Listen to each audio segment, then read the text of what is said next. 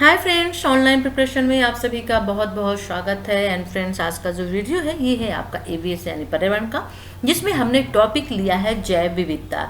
और जैव विविधता के जितने भी इंपॉर्टेंट एमसीक्यू बनते हैं उन सभी को हमने लिया है महत्वपूर्ण प्रश्न। इसका पीडीएफ जो है मैं डिस्क्रिप्शन बॉक्स पे दूंगी, तो वहाँ से आप डाउनलोड कर लीजिएगा। और ये जो क्वेश्चंस हैं, चाहे वो टेट के कोई भी एग्जाम हो, C TET, UP TET, MP TET या आर टेट हो, सभी में इंपॉर्टेंट हैं। तो चलिए फिर देख लेते हैं वीडियो। चलिए पहला क्वेश्चन ले लेते हैं। टुमारो बायोडाइवर्सिटी पुस्तक के लेखक कौन है, यानी टुमारो बायोडाइवर्सिटी जो बुक है उसके राइटर कौन है आपको बताना है। Doctor M S. Swaminathan, doctor Anil Agarwal, Vandana Shiva या फिर डॉक्टर जी.सी. पांडे। तो इसका जो राइट आंसर है वो क्या होगा? तो इसका जो राइट आंसर है वो आपका हो जाएगा, जो वंदना शिवा हैं वो टुमारो बायोडाइवर्सिटी पुस्तक के लेखक हैं। चलिए नेक्स्ट क्वेश्चन ले लेते हैं। चलिए अगला क्वेश्चन, निम्न में से कौन सा बायोडीजल पौधा है? बायोडीजल पौधा कौन है? तो गुग्गल, रोसा घास, रतन जोत या जावा घास, इनमें से कौन सा बायोडीजल पौधा है? तो देखिए इसका जो राइट आंसर है वो हो जाएगा आपका रतन जोत। जो रतन जोत है वो क्या है? बायोडीजल पौधा है। वेरी वेरी इंपॉर्टेंट ये क्वेश्चन आपका बनता है, ठीक है। चलिए नेक्स्ट क्वेश्चन देख लेते हैं। अगला क्वेश्चन है, बायोडाइवर्सिटी इन इंडिया के लेखक हैं। बायोडाइवर्सिटी इन इंडिया के लेखक कौन है? डॉक्टर वंदना शर्मा, डॉक्टर सुनीता नारायण, माइक पांडे या टी पुलैया। बायोडाइवर्सिटी इन इंडिया के लेखक कौन है? तो इसका जो राइट आंसर होगा वो होगा आपका टी पुलैया, जो हैं वो बायोडाइवर्सिटी इन इंडिया के लेखक हैं। ओके। देश का पहला बायोडीजल संयंत्र लगाया गया है। देश का पहला बायोडीजल संयंत्र कहाँ लगाया गया है? तो देश का पहला बायोडीजल संयंत्र जो है वो आंध्र प्रदेश में, मध्य प्रदेश में, महाराष्ट्र में या तमिलनाडु में कहाँ लगाया गया है? तो इसका जो राइट आंसर होगा वो हो जाएगा तमिलनाडु में, ठीक है। तमिलनाडु में देश का पहला बायोडीजल संयंत्र लगाया गया है। वेरी वेरी इंपॉर्टेंट क्वेश्चन ये आपका बन जाता है। चलिए नेक्स्ट क्वेश्चन देख लेते हैं। अगला क्वेश्चन है, वर्तमान में उत्तर प्रदेश में कुल वन आवरण और वृक्ष आवरण प्रतिशत है मात्र। कि उत्तर प्रदेश में कुल वन आवरण और वृक्ष आवरण प्रतिशत कितनी है? यहाँ पे ऑप्शन दिए हुए हैं 2.56, 4.46, 9.56, 9.18 है। तो आपको इसका राइट आंसर सेलेक्ट करना है। तो उत्तर प्रदेश में कुल वन आवरण और वृक्ष आवरण का जो प्रतिशत है वो है 9.18, ठीक है ना। चलिए नेक्स्ट क्वेश्चन देख लेते हैं। अगला क्वेश्चन है, ग्रीन पीस इंटरनेशनल का मुख्यालय अवस्थित है एम्स्टर्डम, कैनबरा, ओटावा या नागासाकी में। ग्रीन पीस इंटरनेशनल का मुख्यालय कहाँ अवस्थित है, यानी कहाँ स्थित है आपको बताना है। तो इसका जो राइट आंसर है वो हो जाएगा एम्स्टर्डम में ग्रीन पीस इंटरनेशनल का मुख्यालय स्थित है, ठीक है। अगला क्वेश्चन देख लेते हैं। राजीव गांधी पर्यावरण पुरस्कार दिया जाता है श्रेष्ठतर योगदान के लिए, यानी राजीव गांधी पर्यावरण पुरस्कार, याद रखिएगा राजीव गांधी नहीं, राजीव गांधी के साथ पर्यावरण दिया हुआ है। तो राजीव गांधी पर्यावरण पुरस्कार किसे दिया जाता है सर्वश्रेष्ठ योगदान के लिए? वन रोपण एवं प्रतिभूमि संरक्षण के लिए, स्वच्छ प्रौद्योगिकी एवं विकास के लिए, वन्य जीव संरक्षण के लिए या फिर पर्यावरण पर हिंदी पुस्तकों के लिए। किसके लिए दिया जाता है राजीव गांधी पर्यावरण पुरस्कार? तो इसका जो राइट आंसर है वो आपका हो जाएगा स्वच्छ प्रौद्योगिकी एवं विकास के लिए राजीव गांधी पर्यावरण पुरस्कार दिया जाता है, ठीक है। चलिए अगला क्वेश्चन ले लेते हैं। निम्न कथनों पर विचार करना है आपको। कथन इस तरह के एग्जाम में बहुत पूछे जाते हैं। जैसे कथन हो गया कि प्रवाल भित्तियों को महासागरों का वर्षा वन कहा जाता है, ये कथन हो गया, कहा जाता है, ठीक है। कारण इसमें दे रहा है आर, यानी कि रीजंस, वे जैव विविधता से अति संपन्न है, ठीक है ना। अब इसमें जो कोट दिए हुए हैं इनमें से बताना है आपको कि इसमें से सही क्या है, यानी कि ए में ए तथा आर दोनों सही हैं, मतलब कि ये और ये जो है ये दोनों सही हैं। और जो आर है यानी वे जैव विविधता से संपन्न है, आर जो है एक ही सही व्याख्या करता है कि प्रवाल भित्तियों को महासागरों का वर्षावन कहा जाता है। फिर दूसरा देख लेते हैं कि ए तथा आर दोनों सही हैं, परंतु आर जो है यानी जैव विविधता से अति संपन्न है एक ही सही व्याख्या नहीं करता है, ठीक है। या फिर ए सही है और आर जो है क्या है, गलत है। या फिर ए जो है वो गलत है और आर जो है वो सही है। इसमें सही क्या है आपको बताना है, ठीक है ना। कथन दो दिए हुए, एक कथन और एक कारण दिया हुआ है। तो इसका जो राइट आंसर है वो आपका हो जाएगा ए, यानी कि ए तथा आर दोनों सही हैं। प्रवाल वृत्तियों को महासागरों का वर्षावन कहा जाता है, ये भी सही है। और वे जैव विविधता से संपन्न है, ये भी सही है, ठीक है ना। और आर जो है ए की सही व्याख्या करता है, तो ये जो राइट आंसर हो जाएगा वो ए हो जाएगा, ठीक है ना। इस तरह के कथन जो है बहुत एग्जाम में दिए जाते हैं। चलिए अगला क्वेश्चन ले लेते हैं। देखिए नेक्स्ट जो है वो भी कथन फिर से आ गया है कि ए में देख लेते हैं। कथन दिया हुआ है कि प्राकृतिक वनस्पति जलवायु की सही सूचकांक है। कारण क्या दिया है कि जल प्रिय पौधे जो होते हैं आर्द्र जलवायु में पाए जाते हैं। अब इसमें से जो कूट दिए हैं इनमें से सही उत्तर आपको चुनने हैं।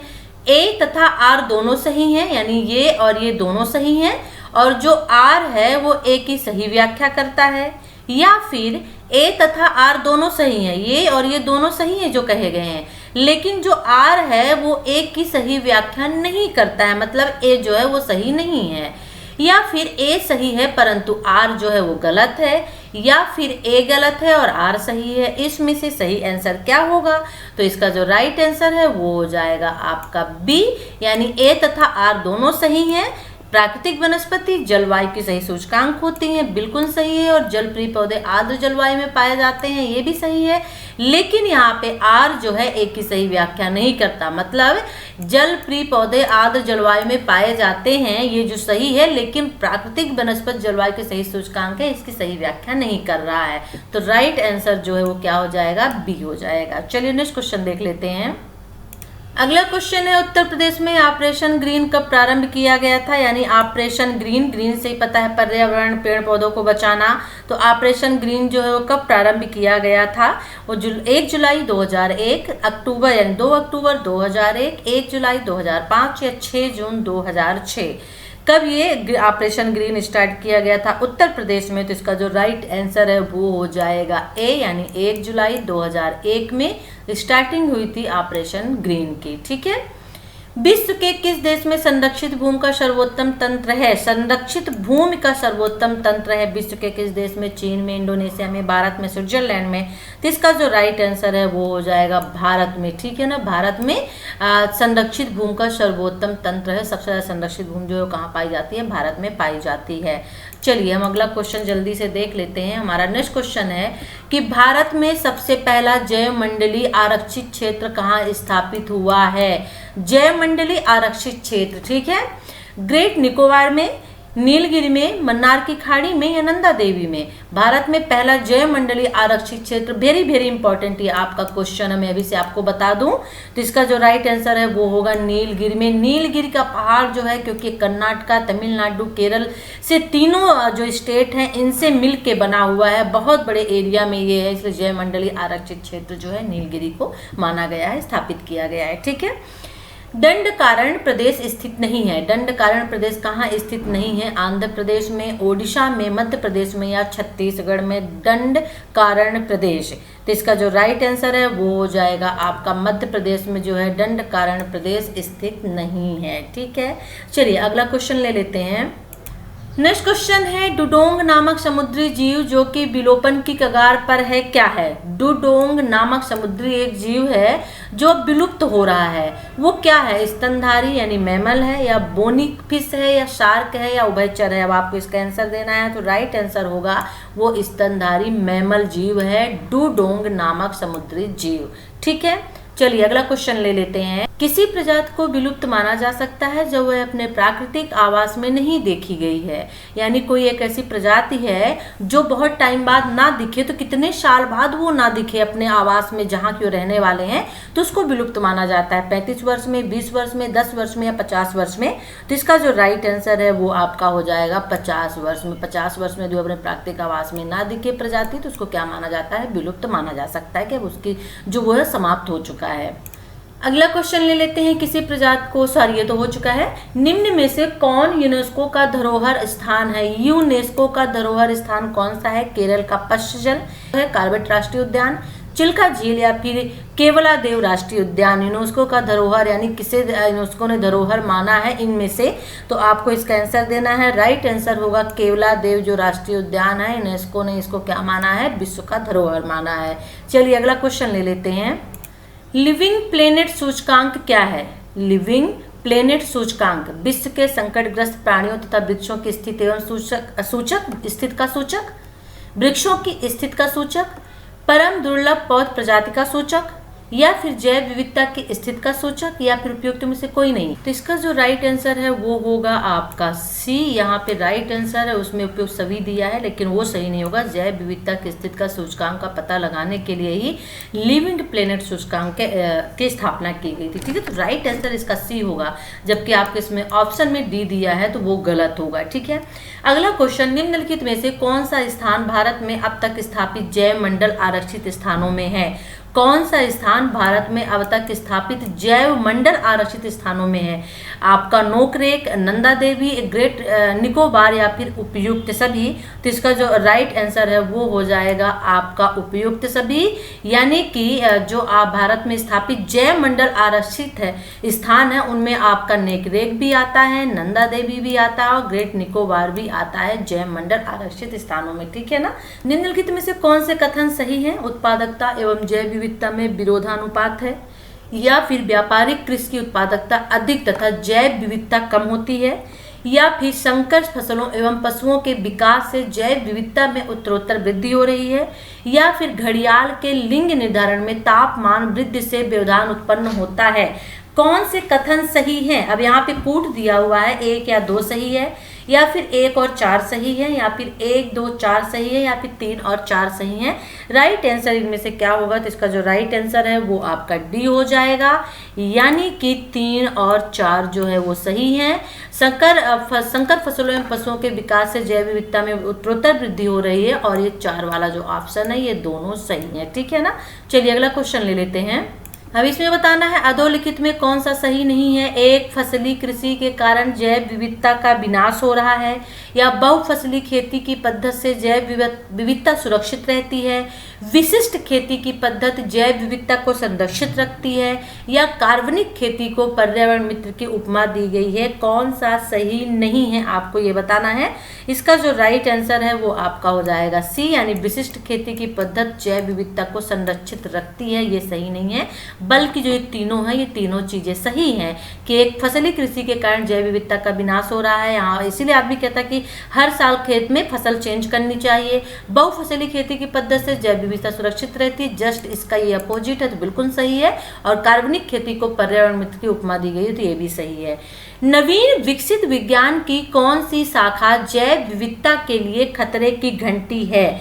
अब कौन सी ऐसी शाखा है जो जैव विविधता के लिए खतरे की बात बन रही है? नैनो तकनीकी, दूरसंचार तकनीकी, रेडियोलॉजी या जैव प्रौद्योगिकी। नवीन विकसित विज्ञान की कौन सी शाखा जैव विविधता के लिए खतरा बन रहा है? तो देखिए जैव प्रौद्योगिकी जो है ये खतरा बन रहा है। नैनो तकनीक तो बहुत अच्छी होती है जैव विविधता के लिए, इसका यूज भी किया जा रहा है। खासतौर पर यदि हम एमयू में देखें, अलीगढ़ मुस्लिम यूनिवर्सिटी में, उसमें नैनो तकनीक के बहुत सारे जो है अनुसंधान किए जा रहे हैं। ठीक है, रेडियोलॉजी, दूरसंचार तकनीकी तीनों सही हैं। अगला क्वेश्चन ले लेते हैं।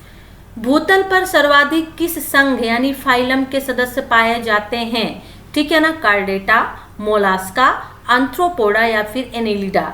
किस संघ के यानी फाइलम के सदस्य पाए जाते हैं भूतल पर?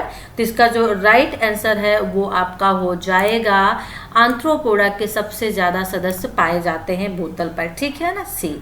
राजीव गांधी राष्ट्रीय उद्यान अब स्थित है। राजीव गांधी राष्ट्रीय उद्यान कहाँ पे स्थित है? पंजाब में, कर्नाटक में, उत्तराखंड में या फिर राजस्थान में? तो इसका जो राइट आंसर है वो होगा कर्नाटक में राजीव गांधी राष्ट्रीय उद्यान स्थित है। सागर तली पर पाए जाने वाले पादपों एवं प्राणियों को किस नाम से जाना जाता है? सागर तली पर पाए जाने वाले पादपों एवं प्राणियों को किस नाम से जाना जाता है? बेंथम, नेक्टर, नेक्टन या फिर आपका प्लैंक्टन। ठीक है, सागर की तली में पाए जाते हैं पादप एवं प्राणी, तो उनको हम बेंथम के नाम से जानते हैं। अगला क्वेश्चन ले लेते हैं। हमारा नेक्स्ट क्वेश्चन है कि पश्चिमी हिमालय में उच्च पर्वतीय वनस्पति जो 3000 मीटर की ऊंचाई तक उपलब्ध होती है, जबकि पूर्वी हिमालय में 4000 मीटर की ऊंचाई तक उपलब्ध होती है। एक पर्वत श्रेणी में इस विविधता का क्या कारण है? ऑप्शन आपके सामने है। पूर्वी हिमालय का पश्चिमी हिमालय की अपेक्षा अधिक ऊंचा होना, पूर्वी हिमालय का दक्षिणी दिशा की ओर मुड़ना, या पूर्वी हिमालय क्षेत्र में पश्चिमी हिमालय की अपेक्षा अधिक मानसूनी वर्षा होना, या पूर्वी हिमालय की चट्टानों का उर्वर होना। क्वेश्चन देखिए समझिएगा कि पश्चिमी हिमालय में उच्च पर्वतीय वनस्पत का मतलब जो पेड़ पौधे होते हैं वो सिर्फ 3000 मीटर की ऊंचाई में पाए जाते हैं, उनकी ऊंचाई जो लंबाई है वो कम होती है। लेकिन जो पूर्वी हिमालय होता है वहां पे 4000 मीटर की ऊंचाई पर पाए जाते हैं, उनकी लंबाई ज्यादा होती है। तो पेड़ कहाँ पे ज्यादा लंबे होंगे, वनस्पत कहाँ की ज्यादा लंबी होगी, जहाँ पे पानी मिलेगा। तो सीधी सी बात है, राइट आंसर सी हो जाएगा कि पूर्वी हिमालय क्षेत्र में पश्चिमी हिमालय की अपेक्षा अधिक मानसूनी वर्षा होती है, इसलिए वहां की जो वनस्पति है वो ज्यादा ऊंचाई पर होती है। चलिए अगला क्वेश्चन देख लेते हैं। अगला क्वेश्चन है कि विश्व के किस बायोम को प्रमुख अन्न भंडार तथा दुग्ध व्यवसाय के क्रोड स्थल की उपमा प्राप्त है। बायोम को प्रमुख अन्न भंडार एवं दुग्ध व्यवसाय के क्रोड स्थल की उपमा प्राप्त है। रूम सागरी जो घास बायोम होती है, या शीतोष्ण घास बायोम, टैगा प्रदेश या उष्ण कटिबंधीय घास बायोम जो होती है। तो इसका जो राइट आंसर है वो आपका हो जाएगा शीतोष्ण जो घास बायोम होता है उसको अन्न भंडार एवं दुग्ध व्यवसाय के क्रोड स्थल की उपमा प्राप्त है। यहाँ स्टेपी जलवायु की सबसे बड़ी विशेषता है। स्टेपी जलवायु की सबसे बड़ी विशेषता क्या है? दक्षिणी गोलार्ध में विस्तार का अभाव, शुष्कता का साम्राज्य, महाद्वीपीय जलवायु का विकास, उच्च वार्षिक तापांतर। स्टेपी जलवायु की क्या विशेषता है? तो इसकी जो विशेषता है वो है आपका डी, यानी कि उच्च वार्षिक तापांतर यहाँ की सबसे बड़ी विशेषता होती है। काले वन पाए जाते हैं। काले वन कहाँ पाए जाते हैं? फ्रांस में, जर्मनी में, चेकोस्लोवाकिया में या रोमानिया में काले वन पाए जाते हैं। तो इसका जो राइट आंसर होगा वो होगा जर्मनी में काले वन पाए जाते हैं। ठीक है, निम्नलिखित युग्मों में कौन सा एक सही सुमेलित है, यानी सही है? टीक जो है वो जम्मू तथा कश्मीर में पाया जाता है। देवदार वृक्ष जो है वो मध्य प्रदेश में पाया जाता है। चंदन काष्ठ जो है केरल में, और सुंदरी जो है पश्चिम बंगाल में। इसमें से सिर्फ एक ही सही है, अब आपको बताना है क्या सही है। तो इसका जो राइट आंसर है वो हो जाएगा जो सुंदरी है वन है, यानी वो कहाँ? पश्चिम बंगाल में पाया जाता है। राष्ट्रीय वानिकी कार्य योजना का लक्ष्य भारत में 33% भू क्षेत्र को किस वर्ष तक वनावरण एवं वृक्षारोपण करने का था? 2008, 2009, 2010 या 2012। तो इसका जो राइट आंसर है वो आपका हो जाएगा 2012 तक जो था ये लक्ष्य रखा गया था कि भारत में 33% भू क्षेत्र को वर्ष था वन आवरण वृक्षारोपण करने का। हमारा राष्ट्रीय वृक्ष है, हमारा राष्ट्रीय वृक्ष क्या है? पीपल, पाकड़, बरगद, आम। तो हमारा जो राष्ट्रीय वृक्ष है वो क्या है? बरगद है। ठीक है ना। चलिए नेक्स्ट क्वेश्चन देख लेते हैं। अगला क्वेश्चन है मोरक्को कहाँ है? अब आपको बताना है अरब में, दक्षिणी अफ्रीका में, साइबेरिया में या उत्तरी अफ्रीका में। मोरक्को कहाँ स्थित है? तो इसका जो राइट आंसर है वो हो जाएगा उत्तरी अफ्रीका में जो है क्या है? मोरक्को स्थित है। ठीक है ना। निम्नलिखित में से कौन सा वन भारत में आर्थिक दृष्टिकोण से सर्वाधिक महत्वपूर्ण है? ज्वारी वन, सदाबहार वन, कांटेदार वन या पतझड़ वाले वन भारत में सबसे ज्यादा महत्वपूर्ण है आर्थिक दृष्टिकोण से? तो इसका जो राइट आंसर है वो हो जाएगा पतझड़ वाले वन जो है ज्यादा महत्वपूर्ण है आर्थिक दृष्टि से भारत में। निम्नलिखित वृक्षों में कौन सा वृक्ष पर्यावरणीय संकट माना जाता है? पर्यावरणीय संकट किस वृक्ष को माना जाएगा? बबूल, केर, यूकेलिप्टिस, जलकुंभी। तो पर्यावरणीय संकट की दृष्टि से जो पेड़ है वो है आपका यूकेलिप्टिस को माना जाता है। ठीक है ना। पर्यावरणीय संकट माना जाता है यूकेलिप्टस को। वेटलैंड यानी आर्द्र भूमि दिवस कब मनाया जाता है? 2 फरवरी को, 2 अप्रैल को, 2 मई को या 2 मार्च को। वेटलैंड यानी आर्द्र भूमि दिवस कब मनाया जाता है? तो इसका जो राइट आंसर होगा वो होगा 2 फरवरी को। 2 फरवरी को मनाया जाता है। निम्न में से कौन पेट्रोपादप है? पेट्रोपादप कौन है? जेट्रोफा है, डिस्टोरी है, आक है या उपयुक्त सभी हैं? पेट्रोपादप निम्न में से। तो इसका जो राइट आंसर है उपयुक्त सभी, यानी डिस्टोरी और जेट्रोफा जो है पेट्रोपादप के रूप में आते हैं। चलिए अब हम लास्ट क्वेश्चन ले लेते हैं। हमारा जो लास्ट क्वेश्चन है वो है कि जैव विविधता के संदर्भ में भारत में निम्नलिखित में से कौन सा क्षेत्र हॉट स्पॉट माना जाता है? जैव विविधता के संदर्भ में भारत में निम्नलिखित कौन सा क्षेत्र हॉट स्पॉट माना जाता है? वेरी इंपॉर्टेंट क्वेश्चन आपका है। अंडमान निकोबार, गंगा का मैदान, मध्य भारत, उपयुक्त में से कोई नहीं। तो इसका जो राइट आंसर है वो होगा अंडमान एवं निकोबार को जो है जैव विविधता के संदर्भ में हॉट स्पॉट माना जाता है। तो फ्रेंड्स ये था आज के इंपॉर्टेंट MCQ। ये वीडियो कैसा लगा जरूर बताइएगा। वीडियो अच्छा लगे तो शेयर करिए, लाइक करिए और कमेंट्स करिएगा। और इसका PDF मैं डिस्क्रिप्शन बॉक्स पे दे दूंगी, तो वहां से आप इसको डाउनलोड कर लीजिएगा। और चैनल को सब्सक्राइब नहीं किया है तो सब्सक्राइब कर लीजिए। चलिए फिर नेक्स्ट वीडियो के साथ हम आपसे फिर मिलते हैं। तब तक के लिए टेक केयर, बाय।